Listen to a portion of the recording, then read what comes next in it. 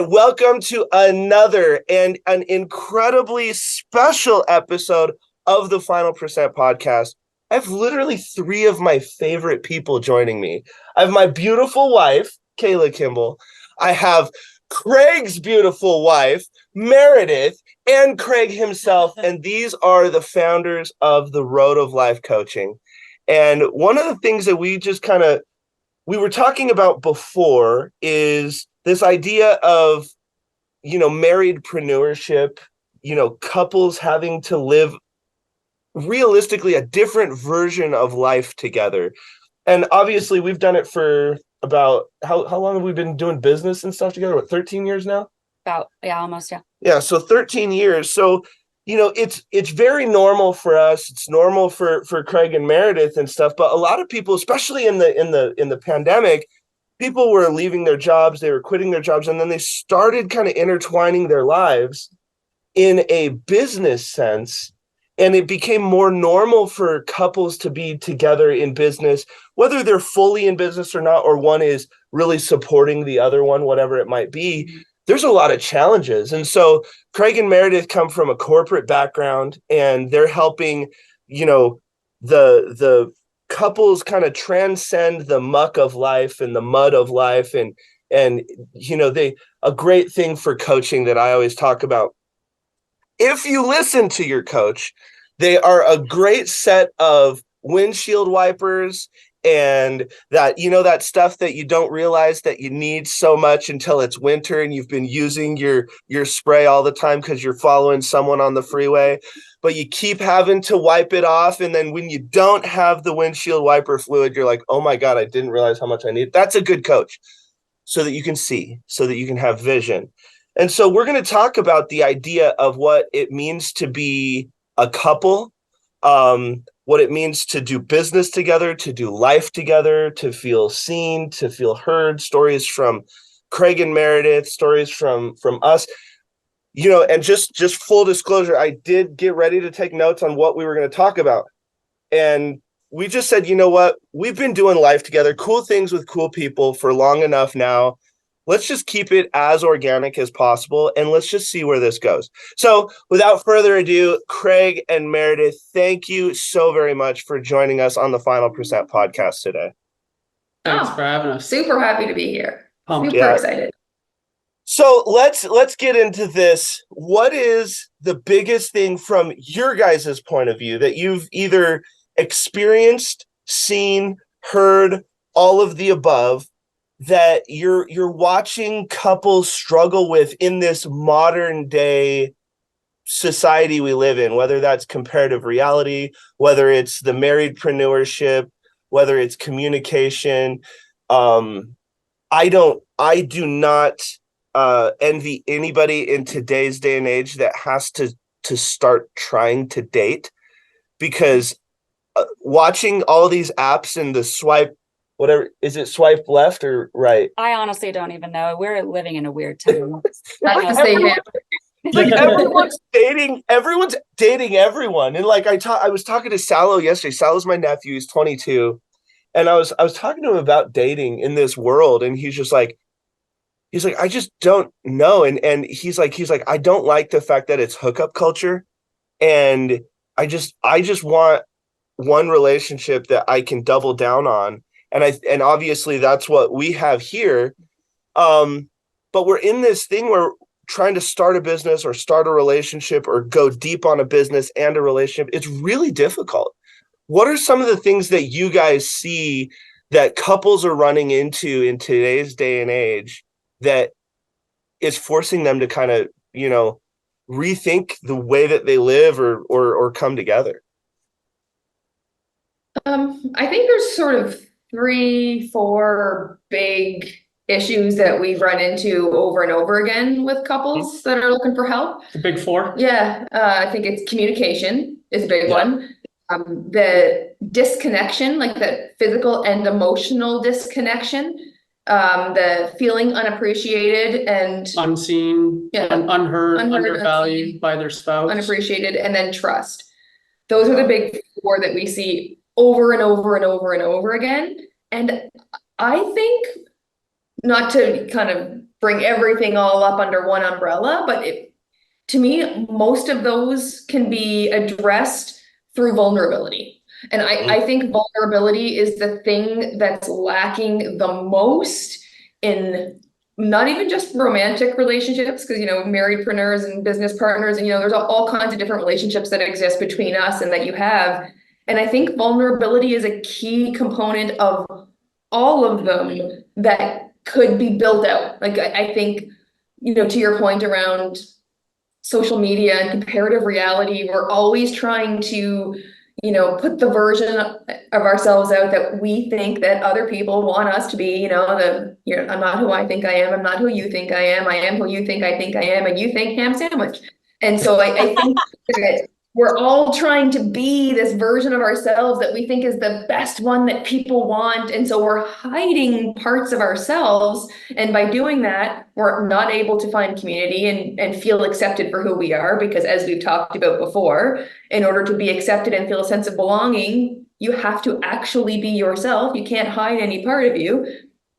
And it's that vulnerability piece, that the flaws in you, the flaws in me, that's how we connect. And so if I'm unwilling to be my sort of unvarnished, raw self with him, then there's I put a little tiny sliver of a wall between us. So I've planted the seed of that disconnection, that inability to communicate. He can't see me. I don't trust him or me or us enough to be able to share my whole self with him. So all four of those things, to me, tie into vulnerability. So I think that is the biggest piece that we're seeing a lot of in people who are looking for some help in their relationship. Yeah, it really is a superpower to relationships. I think in particular, I think everyone struggles a little bit with vulnerability, but I do see a lot that men in particular really, really struggle with that unvarnished, that letting down their guard and showing their true self, even to their significant other. And I think it's a real barrier that we see in relationships. And then it just festers. Yeah, that little wall that we build that she talked about, that little one, that actually just, the longer you go, it just builds, it's bigger and bigger and bigger. Before you know it, you're completely kind of on different tracks. You're completely separate, because once that wall is up, other things start to come into play. It's like, well, I'm not getting the attention here, or I'm going to go over here and get it, or I'm going to bury myself in my phone. And so then that disconnection just widens further and further apart. Yeah. One of the things that I, from a vulnerability standpoint, I still remember. So with men being so vulnerable, or so not vulnerable is what I mean, it particularly shows up with other men. And I still remember this really pivotal moment actually between myself and Craig. And because, it's no secret, unfortunately, I've got to be like, Kayla always talks to me. She goes, I just hate how you always have the weight of the world on you. And it's like you're playing air traffic controller for companies and our companies and people and this, and then oftentimes I'll get blamed for, well, everything actually. When, I wish people could see, behind the scenes and understand how much we care. And I think that's the thing. Like, if anyone out there is saying, hey, I want to become a coach because they think it's an easy path, you are wrong. Like you're like, I love how they immediately laugh, but like, you have to do it because you really want to help. But Craig loves basketball, and we were outside, and Craig probably remembers this moment. We were outside playing basketball, and it was in between games. And I pulled him aside and I just said, I've needed someone like you for a really long time in my life, because I haven't had another guy that I felt like I could turn off. I haven't had that. Like I've always had to be the guy. I've always had to be on. Be on, be the example, be the this, and being able to have someone else who's strong enough to either coach, be coached, be a mentor, be a mentee, be a friend, be a community member. Like, wearing so many hats is actually incredibly difficult. And I remember it was like the first time I was able to say that to another guy and just like to the final percent mean it. And it was like, it was really, really special for me because like I hadn't had a friend where I felt like I could just be like, so I'm like about ready to burst into tears. I just need a buddy, and like have him show up for me instead of like, dude, why are you being weak, bro? Like this, like Bro the culture. bro culture sucks so bad. But like you need to have like strong men. But like I think a superpower, and this is something Kayla actually taught me, but a superpower is being able to say I don't know. Yeah. And you got be okay with that. and you got to be vulnerable saying that, especially when you're supposed to be the guy and you've read so many books and you're this. One time where like my mouth was like going a little faster than my brain with my wife, which unfortunately happens more than it should. I remember her just looking me dead in the eyes and she goes, Greg, sometimes it's okay to just say, I don't know. So use those words and then let's figure it out. And I'm like, yeah, I don't know. I don't love you any less. I don't love you any less. Oh, so what are some of the things that you see in couples and things like, what do you think like some of the stuff that we've gone through, you know, in building this crazy thing called life? Yeah, I think one of the biggest things for me was just trying to figure out how to find that balance of, or do you kind of just like the hats that we wear, the roles that we play in being, you know, we've done so much together in a relationship. We've been in a band together, starting businesses together, living together, now building a family together. We're doing all of these things together. And it's like, how do you find that balance of like, right now we're having a meeting and I can't react to this situation as wife. I got to react to the situation as business partner, or say if we're having a disagreement of some sort in business and you're like, we're talking as business partners right now, not husband and wife, or vice versa. It's just like trying to better understand like which hat are we wearing at any given point of our many interactions, and then not taking things personally, not being offended by certain things that the other one might say, you know, with the best of intentions, of course. But that took a little while to kind of, you know, dial in on that piece of it. But I would say honestly, for the most part, fortunately, a lot of that kind of just happened naturally for us. But I do oftentimes like remember thinking like that was a challenging piece because, you know, I get a little emotional every now and then, as we all do, right? And sometimes I never get emotional. I don't appreciate how fast you guys laugh. We all like laugh it off. We all laugh it off. Oh, goodness. But yeah, I think a lot of couples struggle with that. I mean, it's a very complicated dynamic, right? You're trying to navigate that and you're wearing so many hats all at the same time sometimes. And, you know, and you're not always going to be showing up as the best version of yourself at any given point. And so you have to, you know, try to, like I said, find that balance. And then when you fall short, you know, make sure you have a partner or a kind of relationship where they can support you and help you navigate that instead of shame you or cause a fight or, you know, whatever. You have to be like, hey, I'm kind of sensing, you know, you're struggling with this in this moment. Like, let's talk about it and work our way through it. And like Meredith said, work on communication. You know, that's a big piece of it too. I think one of the pivotal things that happened, well, it didn't happen, but it was a realization for me. We were at, was it the 2020 summit up in Vail? Actually, we had a lot of those. But that was the more recent one. Yeah. That was the last one we did. So, so we did a summit and it was 2020 and we had a group of, I don't know, 30 or 40 people. And so that was a good one. Yeah, that was a good one. That was fun. We did a relationship panel and I'm going to tell the story. And then I'm going to let you finish it. So we had someone, so everyone's talking about, you know, some of the, like, we're doing a relationship series called It's Weird That It's Weird.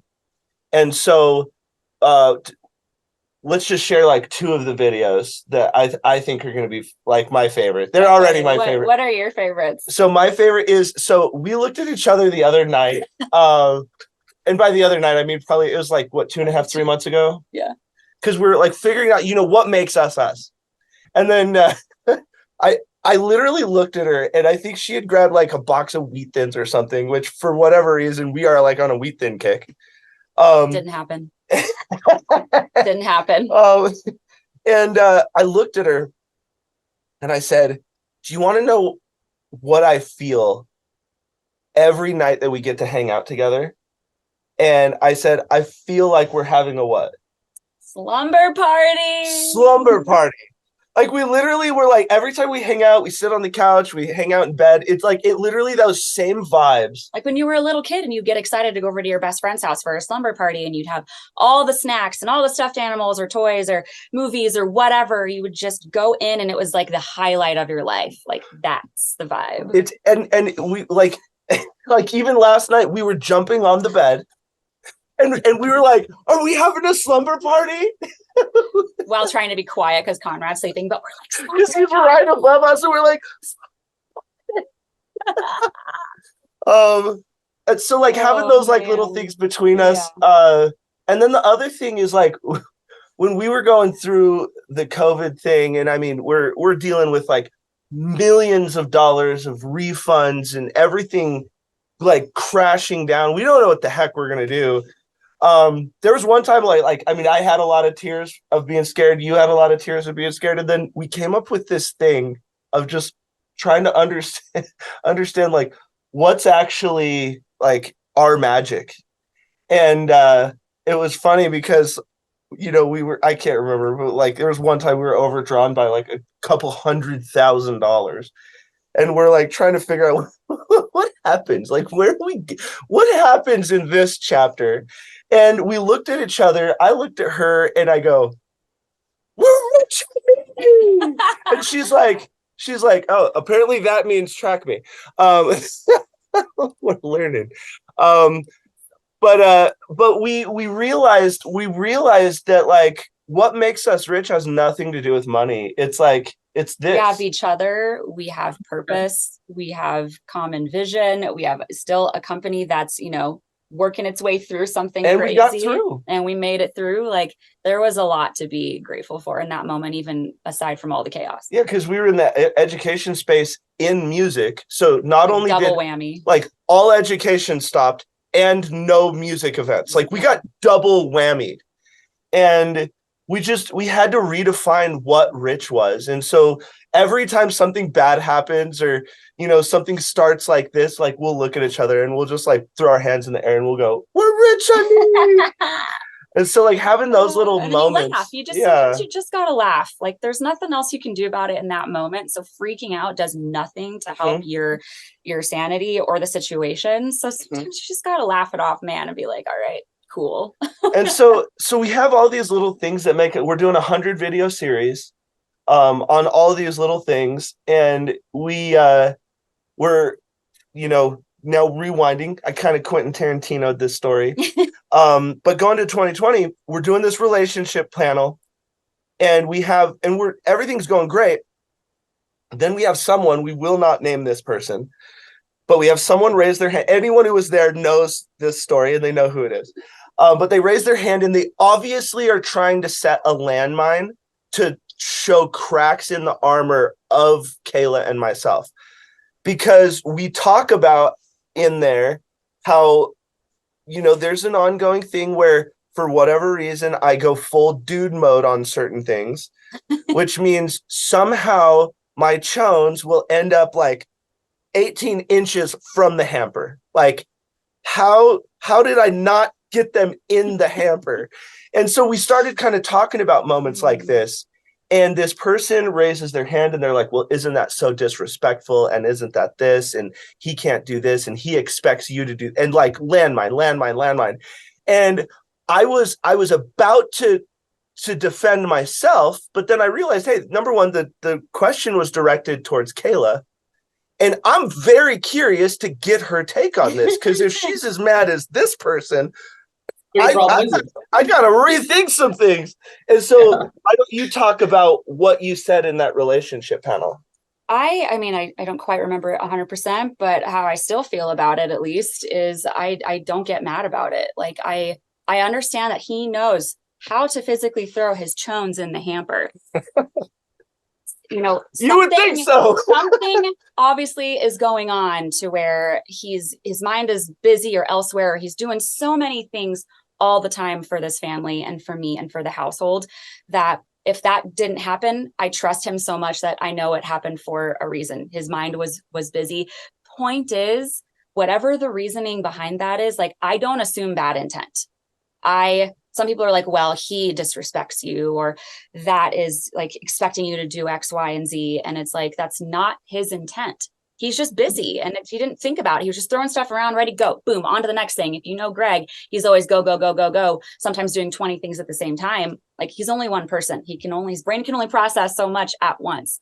And I got to give him some grace, because he's doing so much for us. And like, if I am just walking around picking up stuff anyway, why wouldn't I try to just help him out and throw the thing away for him? I think I saw a post around that same time, that now that I'm thinking about it, where it was like, don't be an a-hole. If you're capable of helping out your significant other, regardless of what it is, just do it. Mm-hmm. Why make it a bigger story in your head than it needs to be, or assume all of this bad intent? Like, just do it if you're capable. If I'm not capable of throwing it away and it bothers me, I'll talk to him about it and we'll have a conversation. We'll communicate. I'm sure he'll be better about it. Mm-hmm. But little things like that, like, I don't let them bother me. It's like, always assume good intent of your significant other is the biggest takeaway from that whole experience. Mm-hmm. And you've mentioned that twice, and 100%. it super aligns with something that we talk a lot about, which is the same thing, benefit of the doubt. Like, who else in the world besides this person, like, why wouldn't you give them the benefit of the doubt? Like, you picked them to be your person for the rest of your life for a reason. Why wouldn't you give them benefit of the doubt? If not her, then who would I ever give the benefit of the doubt to? Fair. 100%.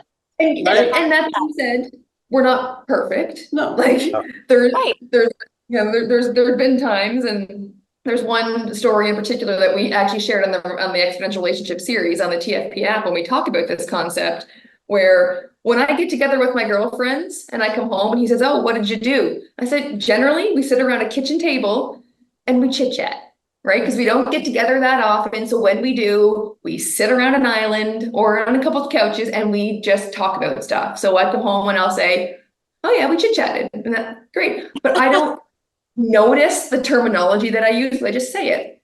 And so we're out for a walk one day in the park, and he said something about, what were you doing? Chit-chatting? And I didn't say anything, but he felt my energy shift. And you want to jump in? You want me to tell the whole story? I did. I noticed that there was a shift in the energy, and I was just like, are we good? Like, something's off here. What's going on? And we realized that it was my use of the word chit chat. Like, she did not appreciate my use of the word chit chat. It felt in the moment like diminishing what we were doing, what my friends and I were doing, or whoever I was. I don't remember this specific experience. I don't either. But he said, I was like, I don't know, chit chatting feels like it's diminishing. And he's like, but that's the terminology you always use. And I paused and I was like, oh, that is the terminology I always use. And he's like, if you're not, like, I would never intentionally try to diminish anything that you do. And so you're not going to give me the benefit of the doubt, then who? Yeah. Huh. And so there's a value in a pause. Yeah. Well, and I think that's important, is just understanding, like, if you dive into like behind the scenes of Craig and Meredith, like there's like, we have this kind of conversation, we use this language, but like, you guys have your own language.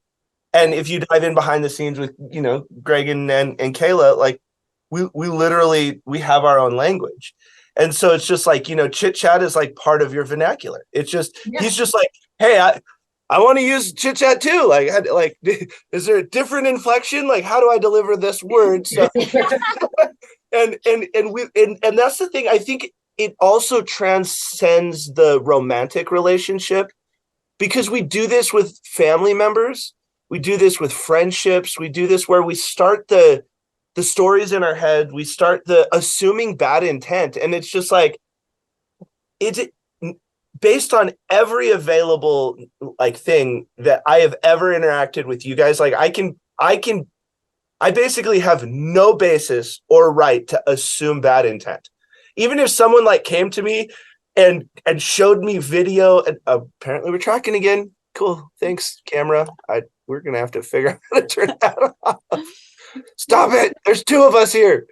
You sit here and do this. But like even if they gave me video evidence of like, dude, look at Craig and Meredith talking crap about you. Look at all of this stuff. I'd be like, that's AI generated. I'm sorry. I do not like, I don't agree. Everything I know about you guys is this. And until I experience or know, and that's, I think, the thing where you have, relationships that fall apart that really didn't need to. And I can't remember where I heard this from. I know we had talked about it on our last date night, but basically like she and I are as aligned as you can possibly be. And that, and that is basically 80% of 100%. So like the most aligned you can be with another human being, because you have different, ages, experiences, families, sometimes religious beliefs, like there's upbringings, parents, life, like all of these things, like the most we're going to be aligned is 80%. So are we ever going to let the 20% mess up the 80%? We can't. But that's as aligned as you can be. So when you have like really good friends, like I consider Craig an incredible friend, but we're probably like 60% aligned. There's a bunch of stuff where it's like, hey, I'm different. We can never let this break the good, because the average relationship is like aligned like 15%.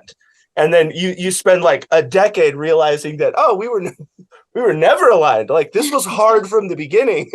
And I think that people need to recognize that, stop expecting 100% alignment. And we've done this in parenting so much, where I was brought up very differently. And so sometimes like I have a very specific thing I want to communicate to Conrad, and she's just like looking at me like, no, like that's not, like, I thought it was completely fine. Oh, Is it scary that I don't know where you're going with this? When he was like one and barely walking and kind of this, like, I thought it was completely normal that I'm just going to start Spartacus again and watch it. And she's like looking at me like, dude, people's heads are getting chopped off. Like lots of nudity, like, lots of cussing, like, lots of blood. And I'm like, he's not going to remember. And she's like, I don't care. That's like, no, I don't know what he's dreaming about. It little like images popping in his head of heads popping off. Not really conducive. And then I had to rethink. I'm like, huh, yeah, that's accurate. Like but it's something I didn't even notice. And when I was coaching Eileen, I talk about this all the time, but I remember when I was first coaching Eileen, I would tell her like all the stuff I knew about parenting when I didn't have kids. And I still look back on that version of me as a coach, and I'm like, which was not, just to be very clear, guys, this is not that long ago. It was 3 years ago, and now we're on Kayla. Woo. This camera just likes me. I mean, it should. But and that's the thing is like, I should have just, instead of like, oh, I've read parenting books, we've been trying to have a kid, and this is what all the books say. And then I had to quickly realize that all those books equip you for those people's kids. They don't help you with your kid. And I've apologized to Eileen so many times. I'm like, remember when I said like skip the soccer game and go to the conference? I'm sorry, like never skip the soccer game. And so it's just like your perspective is always changing. And that's why, like, I think, we talk a lot about the idea of truth. And I think that, I did a live on this, and I think it's important for everyone to understand we don't actually care about what's true, because there's two truths that can coexist simultaneously. And, we're very Christian. We have friends that are not. We have friends that are Muslim, that are Islamic, that are atheists, that it doesn't matter, but that's their truth. So it's like, if that's their truth and this is our truth, well, then what's true? Okay, so truth is already kind of this ambiguous thing. So we talk a lot about, are they coming from a place of honesty? So like if they're Muslim and they honestly feel that and they're communicating what they believe, awesome. I want to listen. I want that information. And the same goes within our marriage is, there's certain things that are true for her that are not true for me. But if she's coming from a place of honesty, I need to listen, and vice versa. And then the other thing is loyalty. I think loyalty is kind of a lost art. And if you look at, like we've been married for almost 10 years now. Coming up on 10. Almost 10 years. That's exciting. That takes loyalty. That takes loyalty. And we have this beautiful marriage because of loyalty. Friendships, like we're really close with you guys, but we've been hanging out now for over 2 years now. So it's like, yeah, like you guys met like Conrad when he was 1 month old. So I think it's like basically exactly 2 years. Yeah. We're closer now than we were when we first met. Well, that's because there's time. You have to give things time to blossom. And so the other thing that I would invite everybody, something that we've learned from a marriage and trying to get initiatives done, building companies, getting people to buy into ideas, is you cannot discount tenure. You cannot discount time. And if you look at Craig and Meredith and the Road of Life and you're like, must be nice, they have the nice because they did the must. And if you look at Greg and Caleb, our marriage, and must be nice having a marriage like that. Well, we did what we must do to have the marriage. But we have a different marriage now than we did when we were first married. 100%. We've learned a lot. You got to give things time to blossom. Like it takes time to go from the caterpillar to the butterfly. But most people get to the cocoon and then just stay there because they're scared. Like, don't have cocoon energy. You want big butterfly energy. If there's anything you take from this episode, don't have cocoon energy. So give us from your guys' point of view, like you guys went through corporate America. I always say corporate America because it's such a word for me. Oh. Corporate life. Corporate Canada. Corporate Canada. It's weird. You guys probably think that that's a normal phrase in your head, but it just sounds so incomplete to me. It's not. We don't say corporate Canada at all. No. Just corporate life. Corporate life. Corporate life. Oh, okay. Well, they definitely say corporate, but corporate America probably is still different than corporate Canada. We get pretty. It's not awesome. I love a lot more similarities than you think. Unfortunately, well, especially in the oil side of things, that's not the least cutthroat industry that's out there. I know that you guys have this thing about the big yellow binder, which I still think is really important for people to know, because unfortunately, as you guys know, when you talk about the how so much, how you're going to transition out of corporate life, how you're going to have a great marriage, how you're going to start your coaching practice, how you're going to do this. If I were to have given you the big yellow binder at the beginning, you'd have been like, oh, okay. And then basically by the time we get to page 2, we need to either rewrite it or throw it away. So everyone out there, you're looking for the big yellow binder. And if you don't know what that is, Craig, do a freaking podcast on that because it's so freaking insightful. He talked about it at our retreat in Wyoming.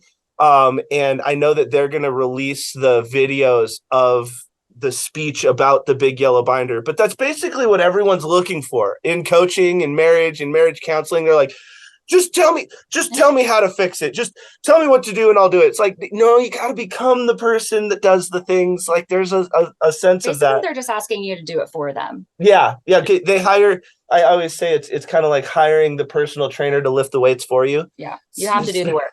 That's not how it works.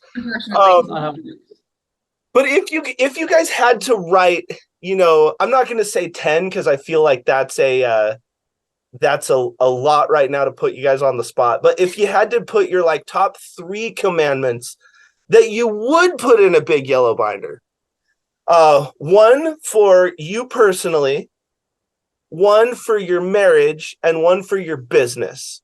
What is the one thing in each of those areas that you would tell people thinking about doing business with their spouse, going on a personal, journey, and then the marriedpreneur thing? And I love the fact that we gave you guys zero time to think about this. Yeah. What would the three things be?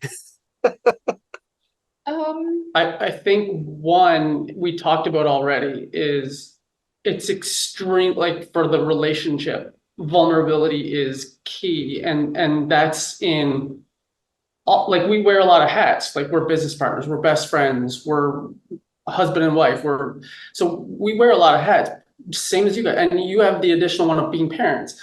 I think being vulnerable and sharing your truth, whatever that is in the moment, is incredibly important for being able to navigate all those relationships, all those hats, all those roles that we share in our relationship.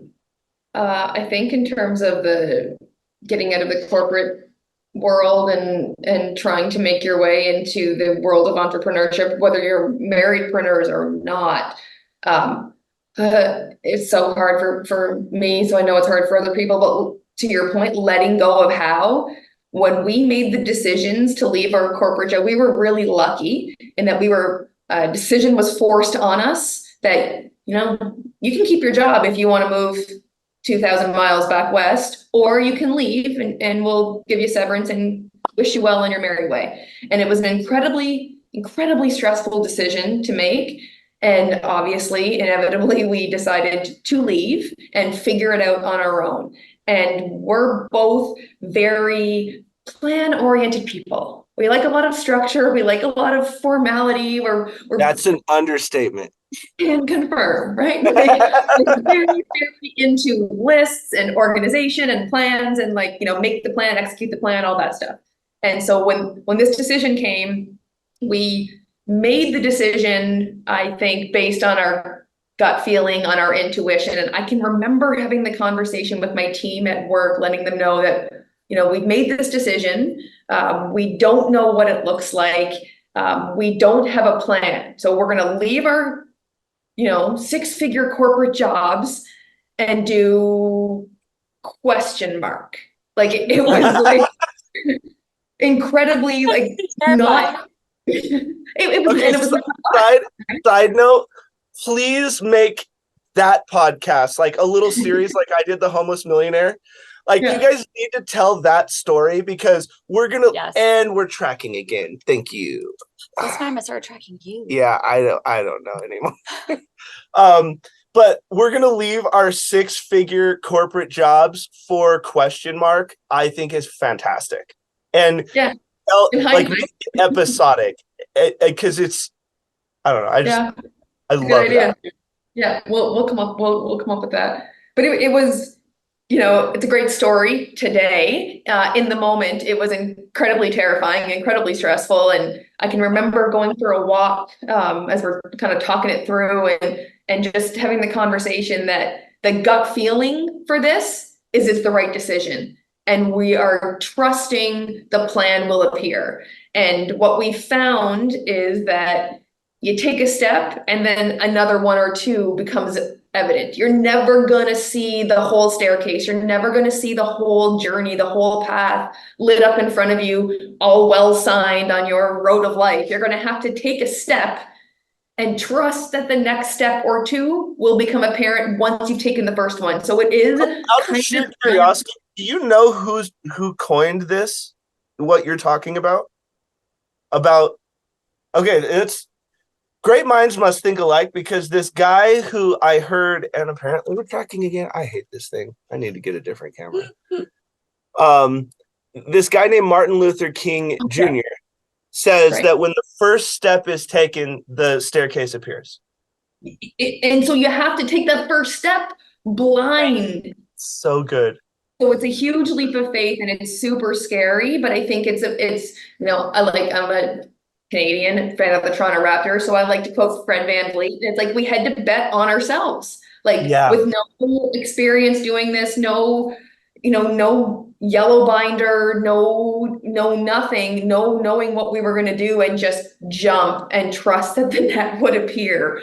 And it was like a 2-year journey, kind of building that net as we're falling, or building the bike as we're running, whatever the analogy is, but trying to figure it out as we're doing it. And so there's probably less stressful ways to go about it, but I think the moral of the story, the big takeaway lesson, is you're never going to have it all figured out before you have to take action. And you're going to have to take a big, scary step in order to make the change you want. And it's going to be terrifying. And so trust yourself that you will figure it out, because You've figured everything else out to this point. totally. Like you got here and your life wasn't all roses and unicorns and rainbows. Like we've all been through stuff that got us to this point. Yeah. And you got through it and got to this point. So what makes you think the next challenge you can't get through just as easily or just as, successfully? Yeah. In hindsight, it could always be less stressful. There's a few things where we look back and we're like, yeah. That was I don't know if that was a forward step. But we took the step. Always going to be, right? They're not always going to be forward steps. They're going to end up lateral. There might be a step back, but as long as you're moving, that's the main thing. Well, and I think that we're pre-wired to see motion, and you have to be in motion to be seen. So I think that is a huge thing. I wrote an entire song about move. So, I mean, you freaking moved from Arizona to come hang out with this crazy dude named Greg. Yep. Oh my gosh, yeah. And I had no plan. I mean, he had just started KMG. I just left a corporate job as well. And we're tracking again. Yep. You like to party. And I was terrified, but something inside me told me that it was the right move to make. And I had like no friends here. I had like an aunt and uncle who lived an hour away. So I didn't know anybody here. And it's like, yeah, let's leave all my friends and family, leave my job. And your friends asked you, are you in love with the guy? And you said what? No. Why we were friends? Well, in denial. I like that. Actually, to be fair, I had this realization later in life, but I 100% was. Because I was like, oh, we're just friends, because my last producer started having feelings for me and made things super awkward. And I just wanted to focus on my career and business and building something for my life. And I moved up to Colorado and I wanted to work with Greg. And it just literally hit me out of nowhere one day. I was like, oh my God, I have feelings for this guy. But it had been developing the whole time since I'd met him. I think I was in so much denial. I didn't want to realize it. So I didn't realize it. Me, on the other hand, I told her, like literally our first date, I said we're gonna get married. So also, my opening line was, "You've never met anyone like me, and I'm going to change your life." Yep. So.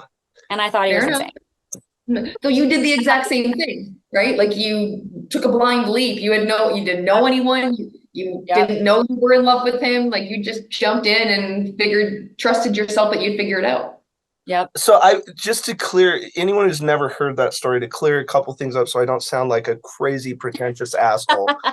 I set affirmations for myself. I'm a speaker. I try to set my energy. So before any conversation, I say quietly to myself, you've never met anyone like me, and I'm going to change your life, because that's the energy I want to carry. I loved this girl already so much, and I was so nervous to finally be on a date with her. I said it out loud on accident. And I still remember them coming out of, and I was like, what did you just say? I laughed at him because I was like, this guy has to be high right now. Like, this is crazy talk. Like, what are you saying to me? But honestly, truer words have never been spoken. Like, I had never met anyone else like this guy, and he completely changed my whole life. So same though, babe. Same. So you definitely carry that same energy. I just still cannot believe. Like, I wish I had that on camera. Like, that's just one of those moments where it's like, whoa, bro. That like I wish we had that. I wish I could carry somewhere. like that much confidence to where I really did, like, I meant to say it out loud. But no, I was mortified after I said that. So you played it off good though. you're looking at me like, yeah, I said that. Inside he's screaming, oh my God, what did I just do? What did I just say? All right, so here's what we're gonna do. I've got a question for you guys. So in the last 2 years, what has been the absolutely scariest / did we make a mistake / should we keep going / epiphany? Just what was the darkest moment? Because I mean, a lot of people have these golden handcuffs, bronze handcuff, whatever you want to call them, the financial handcuffs that corporations put on incredible people like yourselves. You make this decision and then you're like, what did we just do? Like, did we just mess everything up? Can you tell me about that moment? Can you? We can. Yeah, we can. Yeah. You're like, I know exactly the moment. And we're going to tell you all about it on their new podcast, The Road of Life.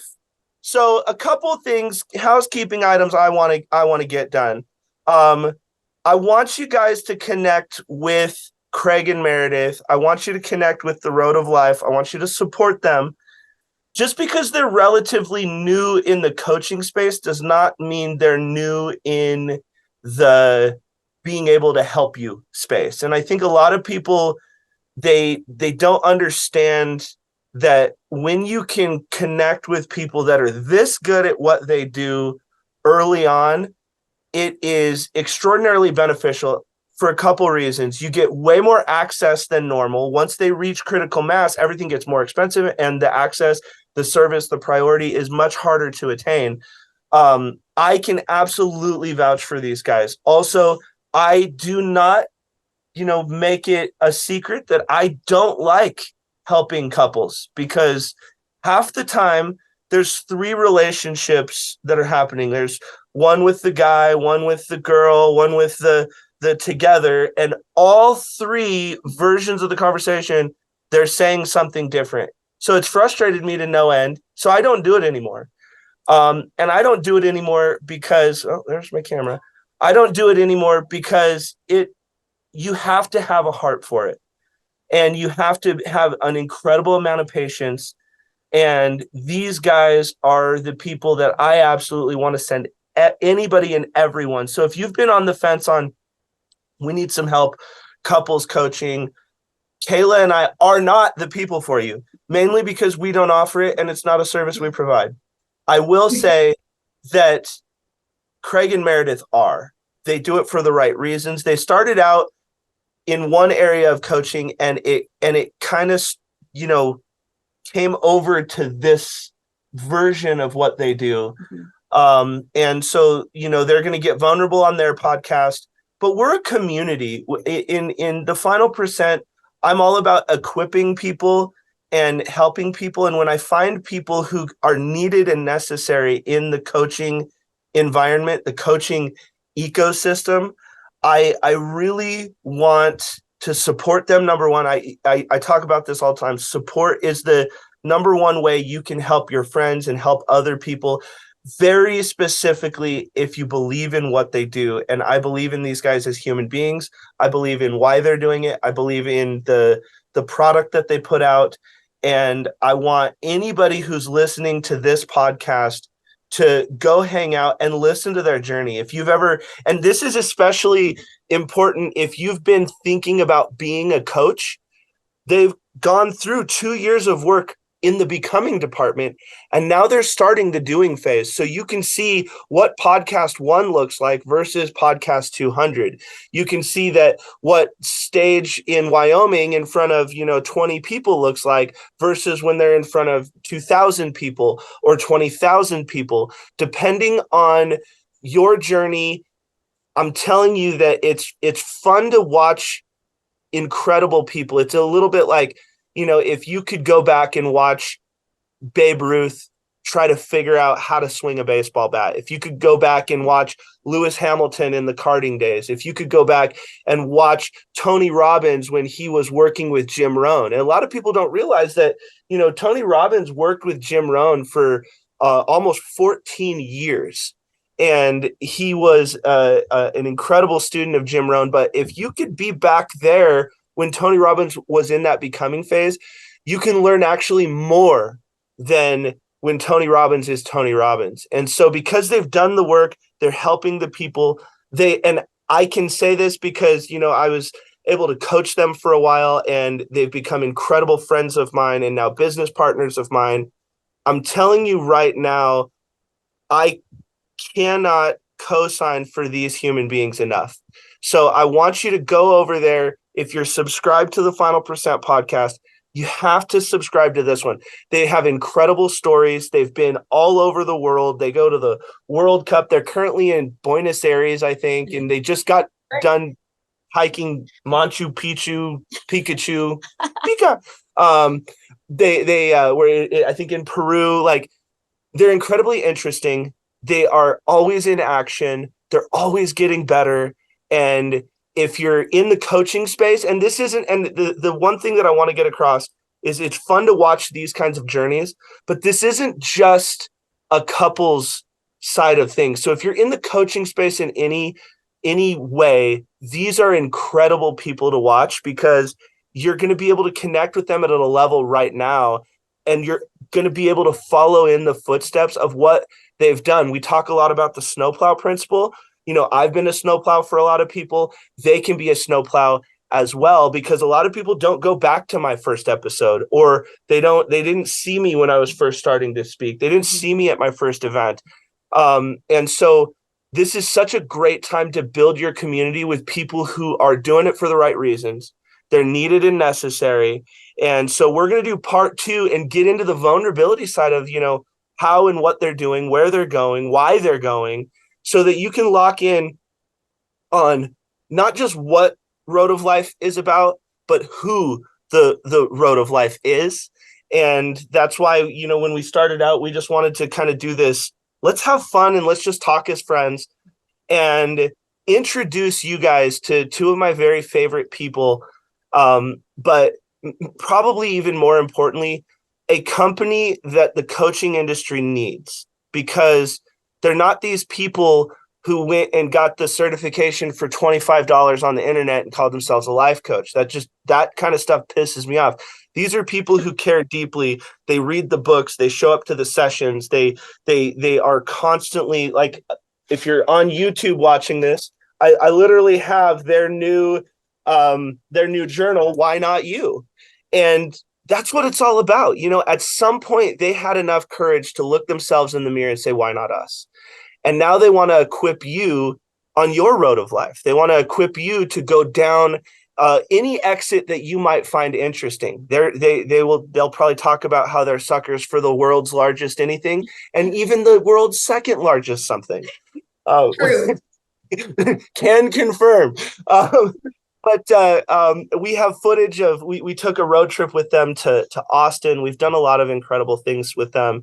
And I want to equip people, with the right companies. And if you're new to coaching, watch these people, because they put in the time, the energy, the effort, and you are going to watch an incredible rise. And then if you are looking for great relationship coaching, and this is real coaching, this isn't therapy, this is like how do you get there when you look at the movies and you're going, what is that like? How do you get that? If you want the Hallmark movie, I'm telling you, get on a great Road of Life, and they're going to put some better gas inside of your car that you're traveling down the road. So with that being said, it's you are going to find part 2 of this episode on their podcast. That I want you to go over there, and I want you to leave a comment. I want you to share it, and let's show people what support looks like, because that's what this is all about. This is an incredible time to where you get to be the rocket fuel to help people become known and raise awareness. And maybe by your comment, you could save someone's marriage. That's really what they just need. People need to know that they exist so that they can help more people. That's what this is all about. So with that being said, it's the Road of Life or the Road of Life Coaching. What's the specific name that they have to punch in? Road of Life Podcast.